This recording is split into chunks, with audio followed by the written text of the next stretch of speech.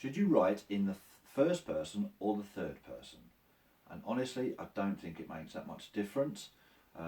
Interestingly, the Jack Reacher books, Lee Child jumps from one to the other in different books.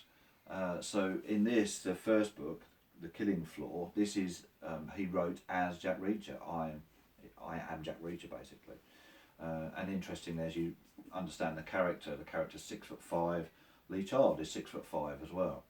But then later on, he changes, and I think he does it straight away in the second book as well. But this is the ninth book in the series, One Shot, which is the one that the film was based on, the Jack Reacher film, and that's written in the third person. And I can't think really, with it as a reader, whether it makes any difference to me. So I would think it's just how you feel, in a comfortable way of writing. And I also think in it works better in the fiction format rather than the non-fiction format. So again, like lots of these things, does it make any difference? I don't think it does. All we really want is good writing.